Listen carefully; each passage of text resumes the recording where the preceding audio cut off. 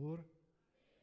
Aproveitando que já nos encontramos nesta posição, eu gostaria, ou melhor, eu convido os amados a abrirem suas Bíblias na primeira epístola de Paulo aos Tessalonicenses. Primeira Tessalonicenses, capítulo de número 4, versículos de número a partir do 13 ao 18. Sou grato a Deus pela oportunidade que me é concedida de mais uma vez subir a esta tribuna e falar sobre um dos assuntos que mais trazem esperança e conforto aos nossos corações, que é a palavra de Deus, a segunda vinda de Cristo. Afinal de contas, nós cremos que Jesus virá e pode vir a qualquer momento. Aleluia! Diz o texto assim: não quero, porém, irmãos, que sejais ignorantes acerca dos que já dormem, para que não vos entristeçais como os demais que não têm esperança. Porque se cremos que Jesus morreu e ressuscitou, assim também aos que em Jesus dormem, Deus os tornará a trazer com ele. Dizemo-vos, pois, isto pela palavra do Senhor, que nós, os que ficarmos vivos para a vinda do Senhor, não precederemos os que dormem, porque o mesmo Senhor descerá do céu com alarido, e com voz de arcanjo, e com a trombeta de Deus, e os que morreram em Cristo ressuscitarão primeiro. Depois, nós, os que ficarmos vivos, seremos arrebatados, juntamente com eles nas nuvens, a encontrar o Senhor nos ares, e assim estaremos sempre com o Senhor. Portanto, diz Paulo à igreja, consolai-vos uns aos outros com estas palavras. Podeis sentar, meus amados e queridos irmãos. Hoje, o tema dentro da temática maior, que é sobre o pentecostalismo, nós vamos falar um pouquinho sobre o Espírito Santo e a vinda do Senhor. Ao final de contas, irmãos, nós só estamos alegres e felizes, mesmo diante das circunstâncias que nos arrodeiam, que fazem parte da nossa vida, porque temos em nossos corações uma viva esperança de que Cristo irá voltar. Deus, irmãos, Ele não mente e prometeu nas Escrituras Sagradas.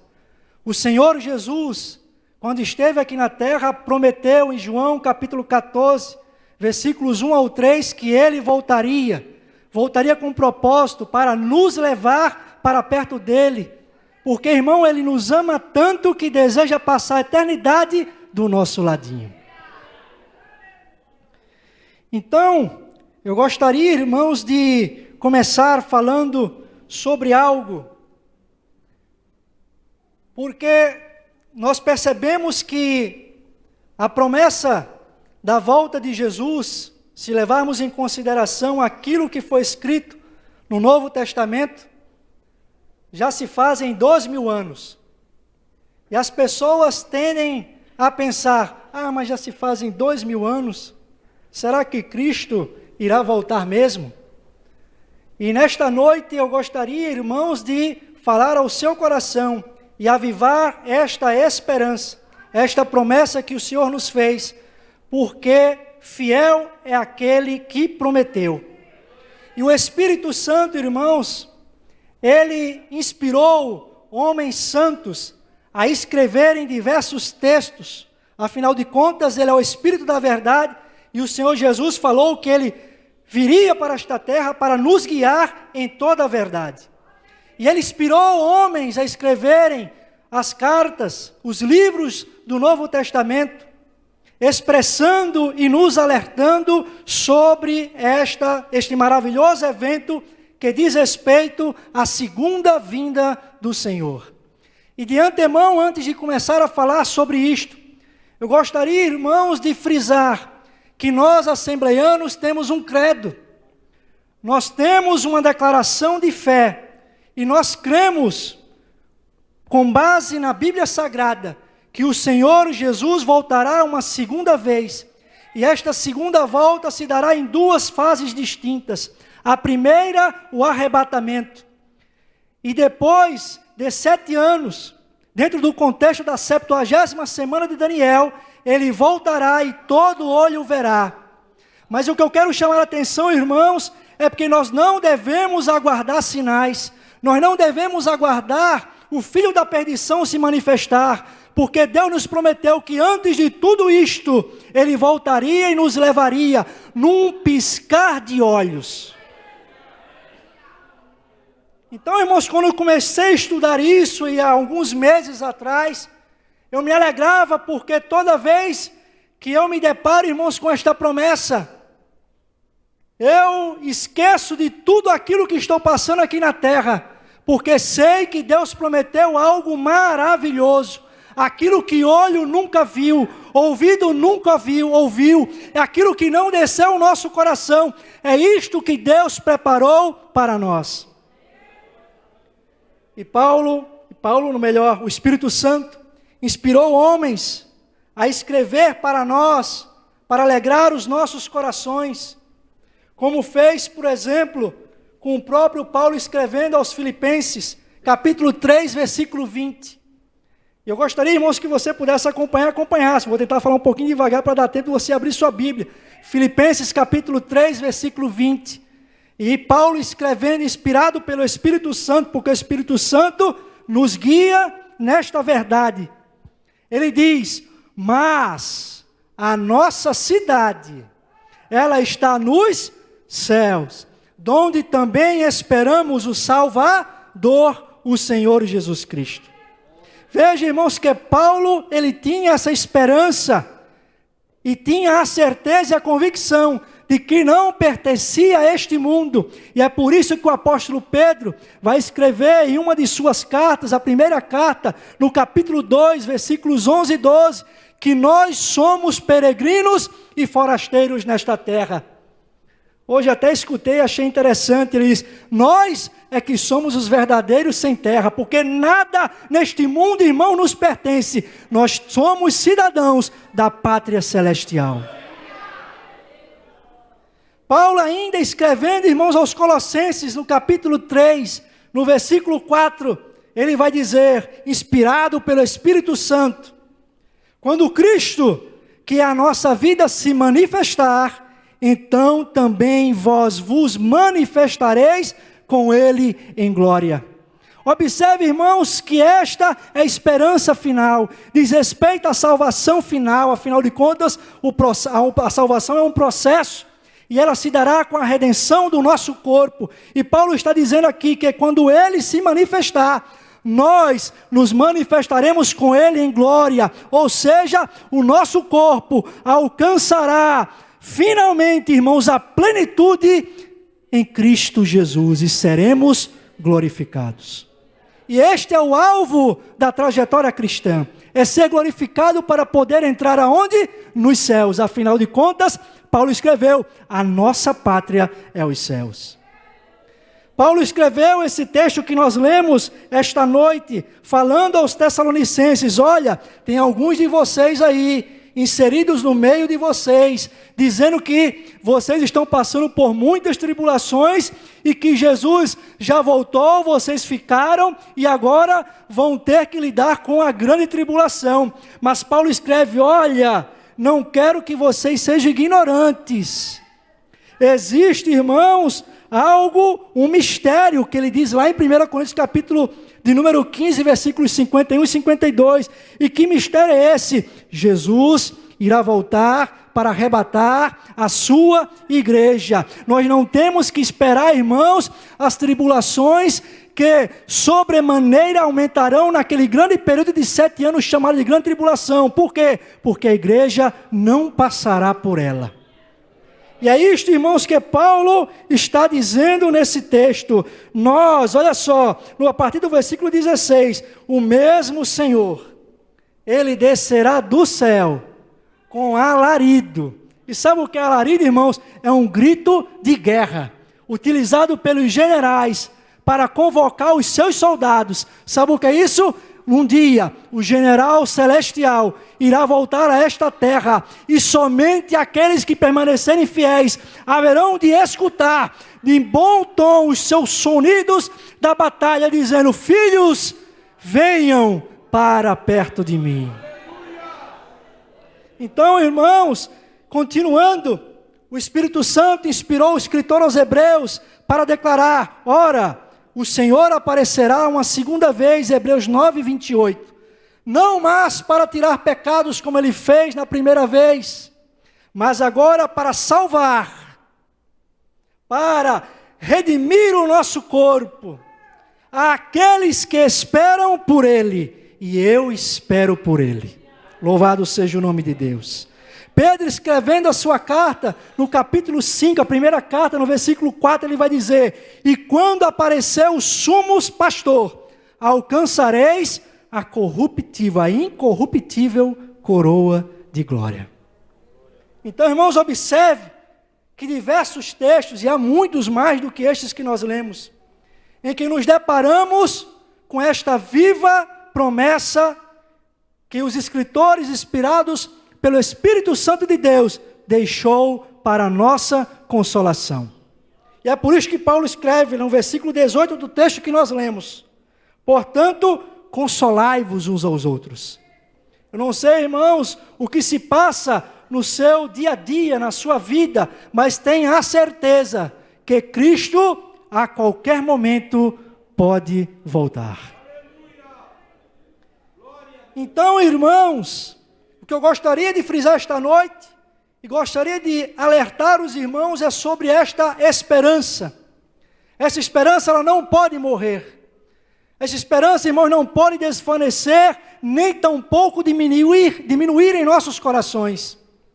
Existia na igreja primitiva uma esperança maravilhosa, uma expectativa e uma fervorosa esperança de que Cristo poderia voltar ainda naqueles tempos. Se nós observarmos o texto que nós lemos, Paulo, ele se inclui. Ora, depois de 2000 anos, mas naquele período, para Paulo, ele já tinha, irmãos, a certeza e a convicção de que Cristo poderia voltar naqueles dias. Veja o que ele diz no texto que nós lemos. Ele usa o pronome pessoal, ele diz assim: e nós, os que ficarmos vivos. Ou seja, Paulo tinha convicção de que Cristo poderia voltar na sua era. E depois de 2000 anos, nós não podemos desacreditar do que está na Bíblia Sagrada, porque, irmãos, Pedro escreveu quando falou que nos últimos tempos surgiriam homens que zombariam da nossa fé e da nossa esperança. Ele diz: olha, não se preocupem, porque para Deus um dia é como 1000 anos, e 1000 anos é como um dia. Ou seja, o nosso tempo não limita Deus.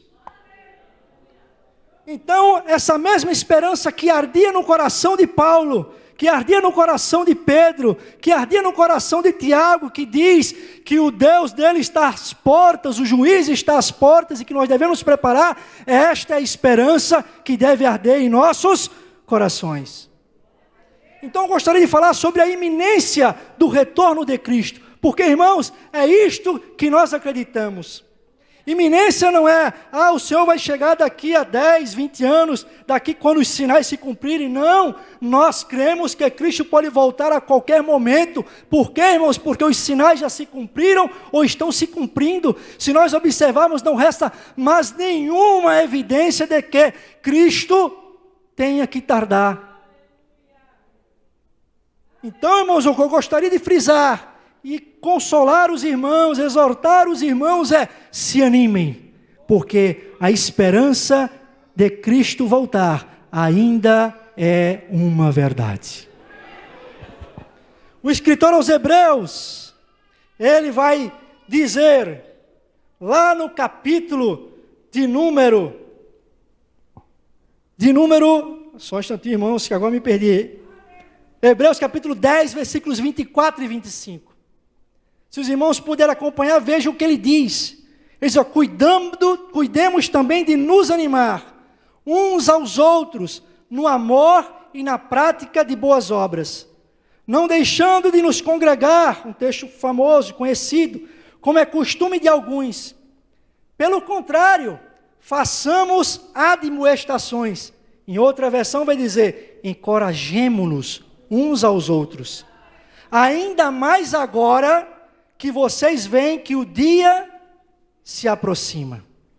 E mais adiante, no versículo de número 37, ele vai dizer, porque ainda um pouquinho de tempo, e o que há de vir virá, e não tardará. O apóstolo João, irmãos, quando ele inicia, falando sobre a visão apocalíptica que Deus revelou para ele, ele prefacia o seu livro dizendo, essas coisas brevemente devem acontecer. Então, irmãos, percebam que na igreja primitiva havia esta esperança. Eles acreditavam que Deus poderia voltar a qualquer momento. E observe o que Paulo, escrevendo a Tito, diz no capítulo 2, versículos 11 a 13. Ele diz, a graça de Deus se há manifestado, trazendo salvação a todos os homens, e ensinando, nos animando, essa graça, que renunciando à impiedade e às concupiscências mundanas, aguardando a bem-aventurada esperança e o aparecimento da glória do grande Deus e nosso Senhor Jesus Cristo. E observem que esse texto aparece um conectivo, que muitas das vezes a gente lida com aqueles que creem que nós passaremos pela grande tribulação. Eu não creio, irmãos, e assembleiano nenhum deve crer, porque a Bíblia tem repletos textos que falam que a igreja será arrebatada. E um dos textos é este. Veja que ele diz, no versículo 13, quem estiver acompanhando, ele diz, aguardando a bem-aventurada esperança. E aí ele usa aquilo que o pessoal que gosta de português aí, que está estudando para o vestibular, e, conectivo, aditivo, que dá a ideia de adição. Então existe uma coisa a mais. Então, primeiro, aguardando a bem-aventurada esperança e o aparecimento da glória do grande Deus. Sabe o que é isso? Paulo, escrevendo a Tito, está revelando que haverá um evento desencadeador de todos os demais naqueles grandes dias, e pode ser os dias de hoje, o arrebatamento da igreja e depois o aparecimento do nosso Senhor Jesus Cristo. Porque nós cremos que seremos arrebatados, que o Senhor virá nas nuvens e nos levará ao encontro dele nos ares. E nem nesse momento nenhum olho o verá. Mas depois de 7 anos, enquanto as pessoas estarão aqui sofrendo com a grande ira de Deus, nós estaremos nos céus, gozando, irmãos, das bodas do Cordeiro. Jesus voltará uma segunda vez, e o texto diz, e o aparecimento da glória, e agora com a igreja, para reinar nesta terra.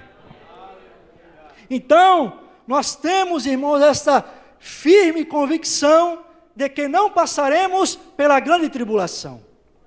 Observem que quem diz isso, ao menos não leu 2 textos de 1 Tessalonicenses. Acompanhe comigo 1 Tessalonicenses, no capítulo 1, versículo de número 10. E ele diz assim, ó, e esperar dos céus a seu Filho, a quem ressuscitou dos mortos, a saber, Jesus, que nos livra de quê? Da ira futura. Leiam comigo 1 Tessalonicenses, capítulo de número 5, versículo de número 9. Está escrito: porque Deus não nos destinou ao quê? A ira.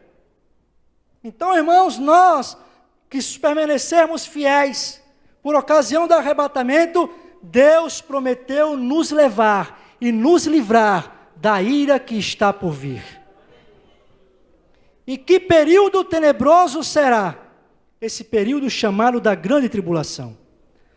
E aqui eu confesso para os irmãos que eu andei lendo muitas coisas, até achei que, falei, vou parar um pouquinho de ler, porque na aula de escatologia, é sobre a segunda vinda de Cristo. E irmãos, eu me deparei com algumas coisas, porque as pessoas acham que nós passaremos pela grande tribulação, porque os irmãos do passado passaram pela grande tribulação, passaram por tribulações. Nós tivemos muitos irmãos que morreram em arenas, durante o Império Romano. Tivemos outros que morreram durante as guerras mundiais. E outros tantos que morrem ao longo da história da humanidade por defender a sua fé, principalmente em países onde o evangelho é proibido ser pregado.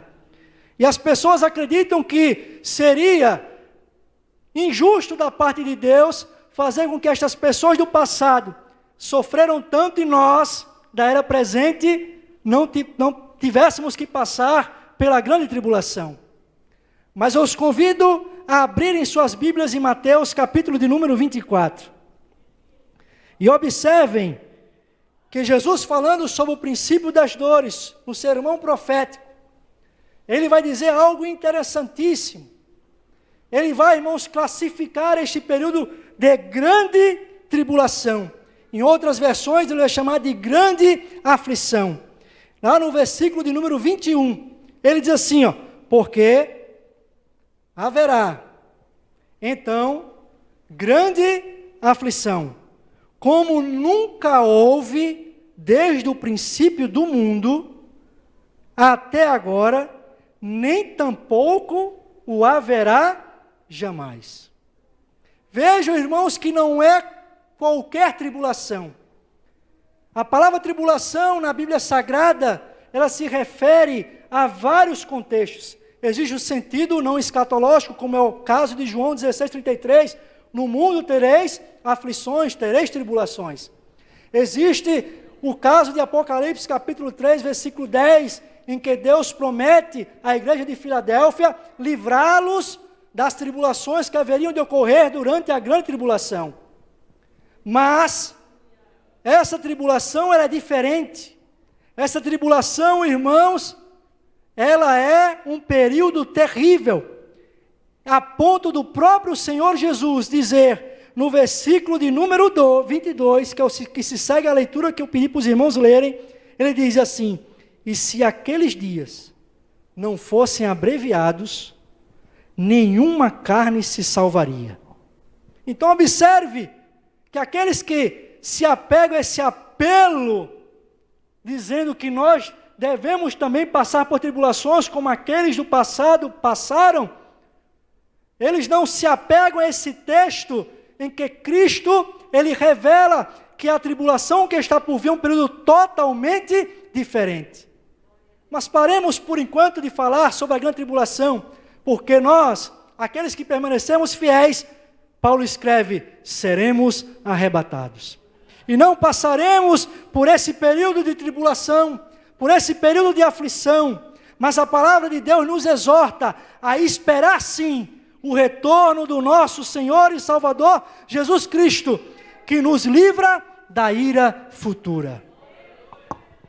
Em Apocalipse capítulo 3, versículo 10, ele escreve desse jeito: olha, Filadélfia, porque vocês obedeceram a minha ordem para perseverar, eu o protegerei do grande tempo de provação que virá sobre todo o mundo, para pôr à prova os habitantes da terra. Aí você pergunta para mim, é só para a igreja da Filadélfia? Não, porque no versículo 13 está escrito, quem tem ouvidos ouça o que o Espírito diz às igrejas. Então, irmãos, Deus está nos revelando na sua palavra que a grande tribulação não nos pertence. Não, Ele não nos destinou para a ira futura, mas nos reservou um período, oh aleluia, de alegrias nas bodas do Cordeiro, nos céus. E depois desse período de 7 anos, o reino milenar. E depois do reino milenar, a eternidade. Louvado seja o nome do Senhor.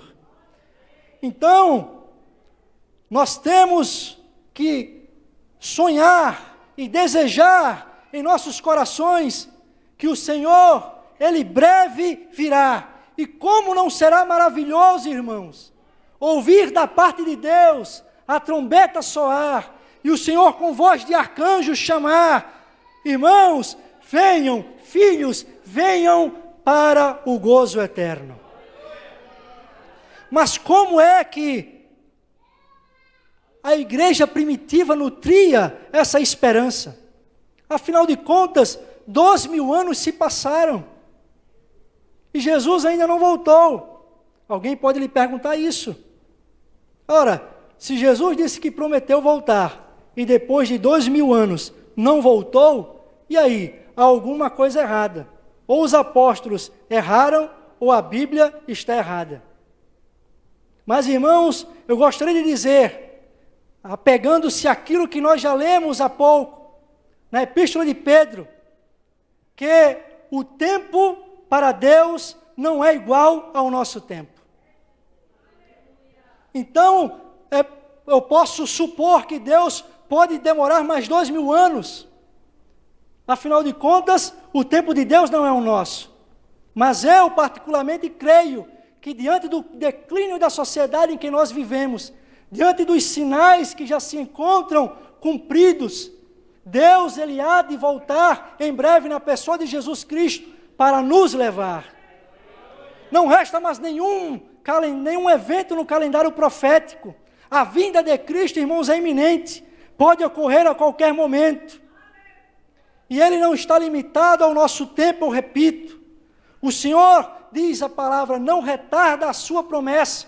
Então aqueles que a têm por tardia estão errados. É porque pensam nas coisas celestiais como se humanos fossem, mas nós não, nós somos espirituais e acreditamos nas coisas espirituais, e Deus prometeu, através do Espírito Santo, revelando, falando aos homens, aqueles que escreveram, seus apóstolos, o Paulo, Tiago, Pedro, que nós um dia seremos arrebatados desta terra.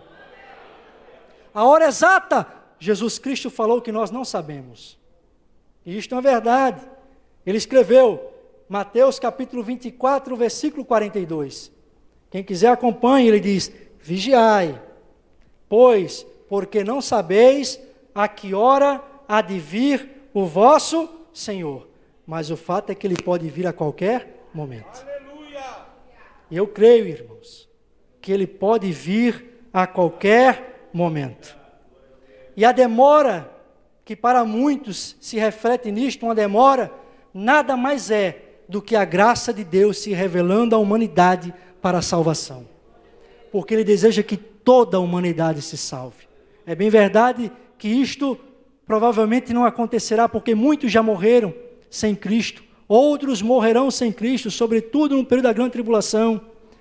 Mas Deus, Ele nos ama tanto, que Ele provavelmente tem, eu posso usar a expressão, feita a sua vinda demorar, que na verdade demorar para a gente, mas é no tempo dele, porque Ele deseja salvar mais pessoas. Louvado seja o nome de Deus. Mas por que é tão importante, irmão Diego, pensar sobre a volta iminente do Senhor? Porque, irmãos, isto é um evento que traz um efeito em nossas vidas de purificação. O fato de eu não saber em que momento Cristo virá, isto, irmãos, me traz à minha mente o dever que eu tenho de estar preparado para que quando isto aconteça, eu possa subir. Então, é por isto que João, escrevendo a sua primeira carta, no capítulo 3, versículos 2 e 3, ele diz assim: amados, agora somos filhos de Deus, e ainda não é manifesto aquilo que haveremos de ser, mas sabemos que quando Ele se manifestar, seremos semelhantes a Ele, porque assim como é, o veremos. E qualquer que nele tem esta esperança, faça o quê? Ninguém está com a Bíblia aberta. Faça o quê? Purifique-se a si mesmo. E chegamos, irmãos, ao ponto, já estamos perto de concluir, por que é tão importante a doutrina da iminência da volta de Cristo? Porque nós não podemos perder este trem quando passar. É isso que o apóstolo João está escrevendo.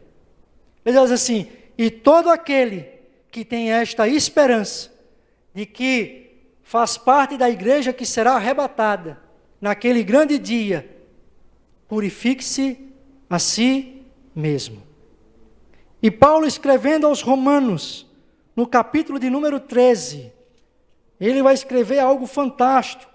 Ele vai dizer assim a partir do versículo 11: e digo isto, conhecendo o tempo. Tempo aqui, do grego, não é cronos, é kairos. Ele está falando sobre a perspectiva do tempo de Deus. Ele diz: conhecendo o tempo, que é já hora de quê? Despertarmos do sono, porque a nossa salvação está agora mais perto de nós do que quando aceitamos a fé. A noite é passada, o dia é chegado. Rejeitemos, pois, as obras das trevas e vistamo-nos das armas da luz. Andemos honestamente, como de dia, não em glutonarias, não em bebedeiras, não em desonestidades, nem em dissoluções, nem em contendas, nem em inveja, mas revesti-vos do Senhor Jesus Cristo e não satisfaçam a carne. Paulo, irmãos, está falando para os irmãos em Roma, porque Roma tinha tantos atrativos quanto nós temos na nossa sociedade nos dias de hoje. Atrativos que nos fazem perder de vista esta esperança que deve arder em nossos corações, de que Cristo brevemente voltará. Mas as pessoas, irmãos, não estão nem aí, por quê? Porque estão curtindo os prazeres da carne, como curtiam durante as noitadas em Roma. Roma tinha muitos atrativos para que o pessoal pudesse sair da direção de Deus e se desviasse e satisfazesse os seus próprios deleites, assim como nos dias atuais.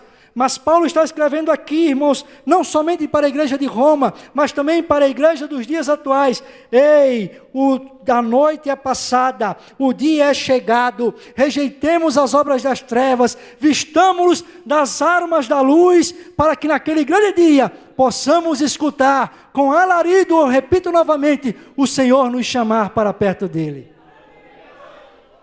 Então, irmãos, a ordem é: despertemos do sono. Há muitos entre nós que se encontram dormindo. Por quê? Eu repito, porque às vezes acham que Jesus está tardando e talvez tarde um pouquinho mais, porque haverá uma segunda oportunidade. Acreditem, uma vez eu estava dando aula na escola dominical, lá em Santa Catarina. Falei isso até para minha esposa. E uma das irmãs, para quem eu estava dando aula, ela falou assim: irmão, não tem problema não, se eu perder o arrebatamento, eu vou aceitar Jesus na grande tribulação. E verdade, irmãos, haverá salvação durante a grande tribulação. Afinal de contas, aqueles que dizem que o Espírito Santo será retirado da terra, na verdade, a sua ação não será mais como é hoje. É verdade? Mas será como era no Antigo Testamento. A salvação sempre será pela graça. Sempre será com a ajuda do Espírito Santo de Deus. Então haverá salvos durante a grande tribulação. Mas, repito, será um período de muita dor. Então, se nós que estamos aqui vivos, não é isso? Curtindo a liberdade, adorar a Deus, como nós estamos fazendo nesta noite, se nós perdermos com a justificativa de que, se eu perder uma vez, teria a segunda oportunidade, cuidado, Não pense dessa forma. Desperte do sono. Vista-se das armas espirituais. Se despoje do velho homem. Oh, aleluia! E se encontre, irmãos. Olha o que Paulo escrevendo aos Tessalonicenses, no capítulo de número 5, ele vai dizer aos Tessalonicenses, lá no versículo de número 23, e o mesmo Deus de paz vos santifique em tudo. Tudo abarca a totalidade, é tudo, irmãos, é todo o nosso ser. Nós somos um ser tricotômico, alma, corpo, espírito, e o que Paulo está dizendo aqui, ó, e o mesmo Deus de paz vos santifique em tudo, e todo o vosso espírito, e toda a vossa alma, e todo o vosso corpo, sejam plenamente, sabe o que é plenamente? É cabal, é completo, é tudinho, não tem um pedacinho do dedo não, é todo o corpo, é alma, é espírito, é você por inteiro. Ele diz, e sejam plenamente conservados, irrepreensíveis. Mas para que evento ele está dizendo isso? Para a vinda do nosso Senhor Jesus Cristo. Então despertemos do sono. É isto que Paulo escreveu aos Romanos, no capítulo 13, versículo 11, diz, despertemos do sono. Por quê? Porque já é hora, está próximo, o juiz jaz à porta, irmãos. Deus, Ele, repito, não tem mais nenhum sinal para esperar, irmãos. Ele pode voltar a qualquer momento, e esta deve ser a nossa fé, a nossa trajetória, a nossa conduta, a nossa prática, deve se basear nesta esperança, que não é morta, mas é viva, porque nós cremos naquele que nos prometeu. Louvado seja o nome do Senhor. Ora, se para Paulo, há 2000 anos atrás, já era algo urgente, imagina agora depois de 2000 anos para nós. Vocês já pensaram, irmãos, se Paulo achava durante a sua época que Jesus voltaria para ele, e que ele seria encontrado como um homem vivo durante o arrebatamento, imagine para nós, depois de 2000 anos, veja, irmãos, a salvação está muito mais próxima do que estava antes. Oh, aleluia! Por isso, irmãos, eu repito, aquela exortação do apóstolo Paulo, despertemos do sono. E continuando o texto de Romanos 13, ele vai dizer, a nossa salvação está agora mais perto. Não é, irmãos, que estava mais longe do que antes, 2000 anos atrás.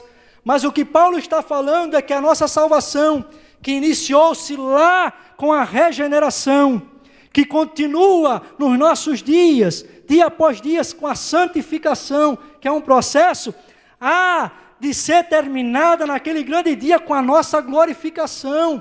Então o que Paulo está dizendo aqui é que a nossa glorificação está muito mais perto de nós do que quando nós aceitamos a Jesus Cristo. E é por isso, irmãos, que ele exorta os romanos, ora, se desvencilhem dessas coisas. Veja o que ele diz, ó, rejeitemos. E aqui o termo grego usado para o verbo rejeitar significa excomungar, com convicção, com força, sabendo o que está fazendo, para o que está fazendo. Então pode dizer assim, rejeitem, com convicção em seus corações, tudo aquilo, irmãos, que nós vivenciamos neste mundo, os prazeres do mundo. Por quê? Porque existe a salvação, a glorificação, que está bem pertinho de nós, mais próximo do que quando nós o aceitamos. Então louvado seja o nome do Senhor, irmãos, porque a Bíblia Sagrada nos dá essa esperança de nós vivermos purificando dia após dia o nosso andar, o nosso pensar, o nosso agir, porque temos a convicção de que fazendo isto, naquele grande dia, poderemos olhar para trás e dizer, valeu a pena esperar. Aleluia, aleluia, glória seja dada ao nome de Deus.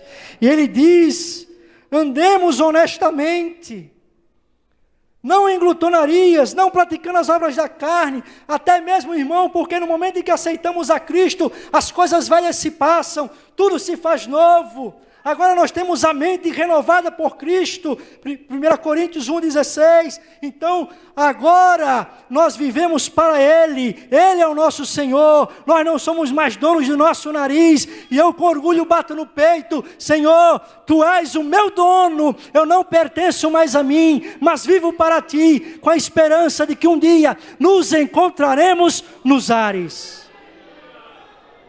Louvado seja o nome de Deus.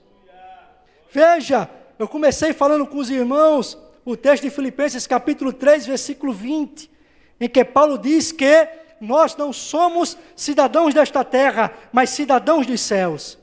Mas no versículo 21, ele diz algo maravilhoso. Eu vou começar do 20. Ele diz: mas a nossa cidade está nos céus, donde também esperamos o Salvador, o Senhor Jesus Cristo, que fará algo maravilhoso. E eu creio, irmãos, e esta é a esperança que arde em meu coração. A Bíblia diz que transformará o nosso corpo abatido para ser conforme o seu corpo glorioso, segundo o seu poder eficaz de sujeitar-se todas as coisas. Hoje as pessoas que morrem em Cristo se encontram onde? No paraíso. Não é ainda o estado de eternidade. Sabe por quê?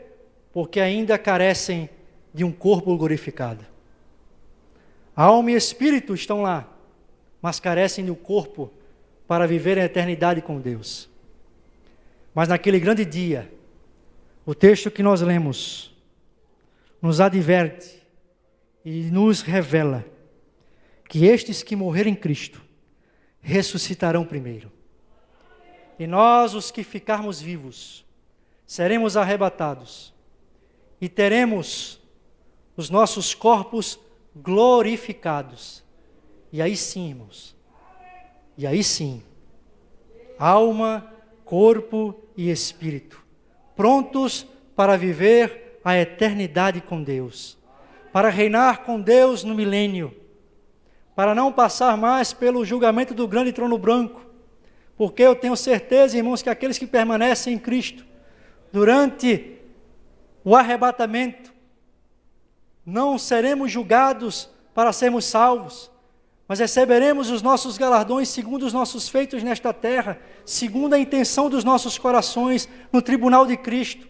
E logo em seguida entraremos nas bodas, já vestidos de linho fino, com a coroa em nossas cabeças. Afinal de contas, é isso que representa os 24 anciões.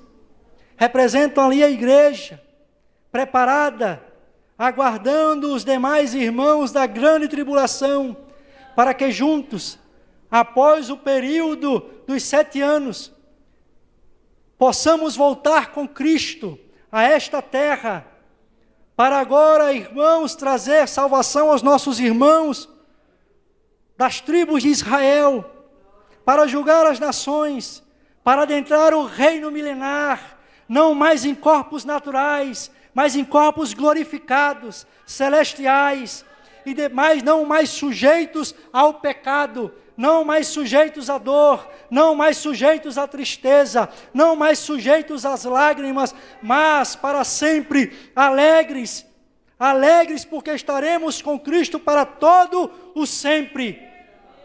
E depois que se acabar os 1000 anos, haveremos de ver a terra ser desfeita pela presença do Deus Todo-Poderoso.